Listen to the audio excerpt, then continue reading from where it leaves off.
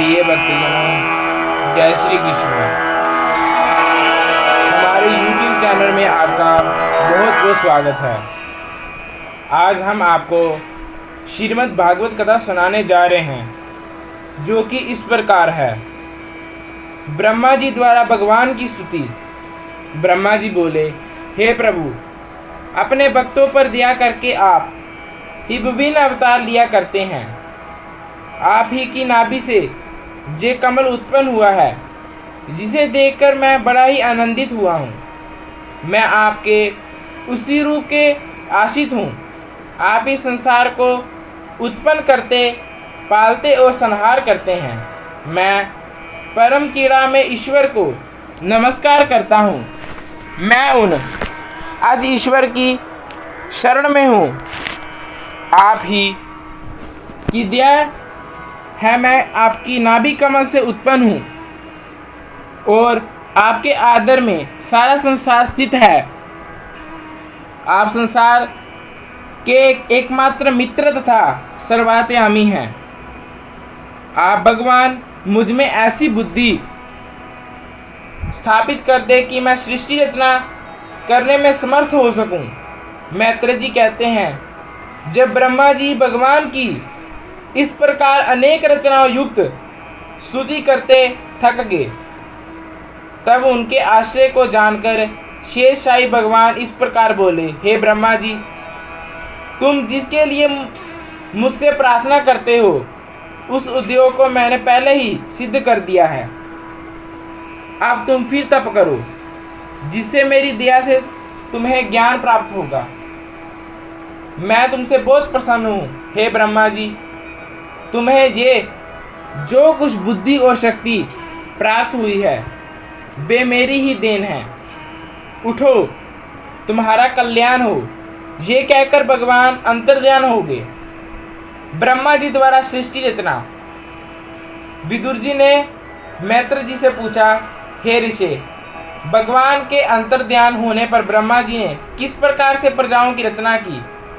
मैत्रेय बोले, ब्रह्मा जी ने उसी कमल पुष्प पर बैठकर देवताओं के 1000 वर्ष तक तपस्या की। फिर महाप्रलय के उस जाल को, जो समुद्र की उताल तरंगों के सामने उमड़ रहा था, उस वायु को ब्रह्मा जी ने पान कर दिया। तीनों लोक बनाऊंगा जल सहित ऐसा विचार कर वे कमल में प्रवेश कर गए तथा उन्होंने उसी एक कमल का लोक रूप से 3 विवाह किया, जिसके 14 और इससे भी अधिक विवाह हो सकते हैं। जब मैत्रेय जी ने ऐसे कहा, तब विदुर जी ने उनसे पूछा, हे भगवान, आपने जो विष्णु जी को काल नाम शक्ति कहा है, उसका वर्णन भी करें। मैत्रेय जी बोले, हे साधु, काल ईश्वर का एक उपादान कारण है। वे ईश्वर उसी के द्वारा अपनी सारी लीलाएं करते हैं। श्री विष्णु जी अपनी ही माया से अप्रकट रूपी काल को निमित्त बनाकर सबका संहार करते हैं। ये द्रव्य और गुणों द्वारा 3 प्रकार से प्रलय को प्राप्त होता है। ये सृष्टि प्राकृत तथा विकृत 9 प्रकार की है। पहली सृष्टि महतत्व, दूसरी अहंकार, तीसरी सूक्ष्म भूत अर्थात तन्मात्रा थे, चौथी इंद्रियां, 5वीं इंद्रियों के देवताओं, छठी अविद्या अर्थात माया की सृष्टि है। इसके बाद 6 प्रकार की विकृत सृष्टि वनस्पति, औषधि, लता, बांस, बैल और वृक्ष है। ये सृष्टि अनेतन है। और इसके बाद चेतन सृष्टि है, जो 28 प्रकार की है। गौ, अज आदि 9 प्रकार के 2 खुर वाले और गधा, घोड़ा इत्यादि 1 खुर वाले पशु हैं। इसके अतिरिक्त कुत्ता, बाघ इत्यादि 5 नख वाले पशु और कंक, गिद्ध, बाघ इत्यादि उड़ने वाले पक्षी हैं। ये विष्णु जी की 8वीं सृष्टि है। 9वीं सृष्टि मनुष्य की है। संत कुमार आदि ऋषि प्राकृत और वैकृत सृष्टि के मिले जुले रूप से उत्पन्न हुए हैं। इसके अतिरिक्त देवताओं की 8 प्रकार की सृष्टि है, जिसमें देवता, दैत्य, गंधर्व, अप्सरा, सिद्ध, यक्ष, राक्षस, पितृ और भूत प्रेत, पिशाच आदि हैं। इस प्रकार ब्रह्मा जी की 10 प्रकार की सृष्टि है। काल निरूपण। मैत्रेय जी कहते हैं, हे साधु, जब किसी पदार्थ को काटते काटते अंतिम अंश बच जाए और उसका फिर विभाजन ना हो, उसे परमाणु कहते हैं। 2 परमाणु का एक अणु और 3 अणु का एक तत्श्रेणु होता है। सूर्य को 3 तत्श्रेणु पार करने में लगा समय त्रुटि कहलाता है। 100 त्रुटि का एक वेद, 3 वेद का एक लव, 3 लव का एक निमेष, 3 निमेष का एक क्षण, 5 क्षण का एक काष्ठा, 15 काष्ठा का एक लघु, 15 लघु की एक नाड़ी, 2 नाड़ी का एक मुहूर्त, 6 मुहूर्त का एक याम या पहर और 4 याम का एक दिन होता है। नाड़ी को ही दंड कहते हैं। 4 पहर का एक दिन, 4 पहर की रात्रि, 15 दिन की एक पक्ष और 2 पक्ष एक मास होता है। यही दोनों कृष्ण और शुक्ल पक्ष पितरों के दिन और रात्रि है। 2 महीने की एक ऋतु और 6 महीने का उत्तरायण और 6 महीने का दक्षिणायन होता है, जो देवताओं का दिन और रात्रि है। 12 महीने का एक वर्ष और 100 वर्ष मनुष्य की आयु होती है। सतयुग, द्वापर, त्रेता और कली 4 युग हैं। इन युगों में मनुष्यों के धर्म पृथक है। सतयुग में धर्म अपने चारों चरणों से युक्त रहता है, जिससे मनुष्य धर्मात्मा होता है। इसके बाद के युगों में धर्म के एक एक चरण घटते जाते हैं और तदनुसार मनुष्य में धर्म का ह्रास होता जाता है। इस त्रिलोक से 12 महलोक से लेकर ब्रह्मलोक तक 1000 चतुर्युगी का एक दिन और 1000 चतुर्युगी की एक रात्रि होती है। रात्रि के अंत में ब्रह्मा जी लोक की रचना करते हैं और जब दिन होता है तो उसमें 14 मनु भोगते हैं। 71 चतुर्युगी तक मनु अपने अपने मनवंतरों को भोगते हैं। जब दिन समाप्त होता है तो ब्रह्मा जी विश्राम लेते हैं और समस्त लोग उनमें लीन हो जाते हैं, जिसे प्रलय कहते हैं। प्रलय के पूर्व शेष जी के मुख से अग्नि की ज्वाला और प्रचंड पवन से समुद्र की लहर उठकर तीनों लोगों को डुबा देती है। श्री विष्णु जी योग निद्रा से नेत्र बंद कर उन पर शयन करने लगे। ब्रह्मा जी द्वारा मानसी सृष्टि और मनु शत्रुघ्न की उत्पत्ति।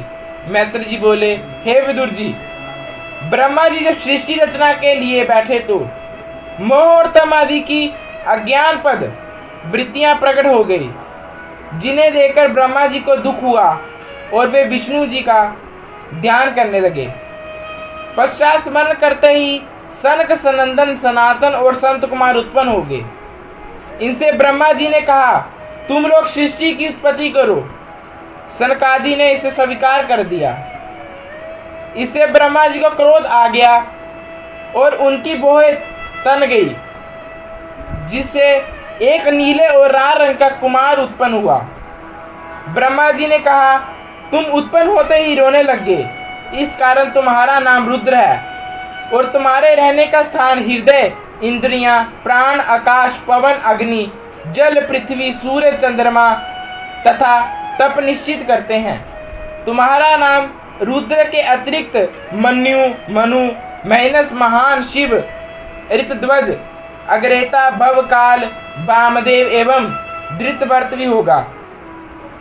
दिवृति, उषाना, उमा, नियुक्त, अंबिका, इरावती, सुधा तथा दीक्षा, ये इंद्रियां तुम्हारी स्त्रियां होगी। तुम इन स्त्रियों के पास अपने स्थानों पर जाओ और सृष्टि रचना द्वारा प्रजापति बनो। शिवजी ने अपने ही आकार और स्वभाव की बहुत सी प्रजाओं और रुद्रों को उत्पन्न किया। ये देखकर ब्रह्मा जी डर गए और कहने लगे, ये तुम क्या कर रहे हो? ऐसी प्रजाओं से कुछ कार्य न होगा और ये अपने भयंकर नेत्रों से मुझे एवं दिशाओं को भस्म कर देगी।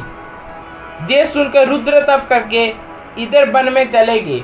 उधर ब्रह्मा जी ने विभिन्न अंगों से मृचि, अत्रि, अंगीरा, पुरुषत्व, पुल्ल, कृतु, भृगु, वशिष्ठ, दक्ष, नारद को उत्पन्न किया। इसी प्रकार ब्रह्मा जी के हृदय से काम, भोह से क्रोध, ओष्ठ से लोभ, मुख से वाणी, उपस्थ से में समुद्र और गुदा से पाप का आश्रय नेतृत्व उत्पन्न हुए। साथ ही उनकी छाया से देवहूति के पति करदम ऋषि उत्पन्न हुए। ब्रह्मा जी ने अपनी कन्या रूप वाणी को आलिंगन करना रहा। इस पर मृचि आदि ने ब्रह्मा जी को समझाया। वे अपने काम को रोक न सके और काम में स्खलित होते ही वे श्री रहित हो गए, जो अंधकार में कोहरा बन गया। तब ब्रह्मा जी ने सृष्टि रचना का फिर विचार किया।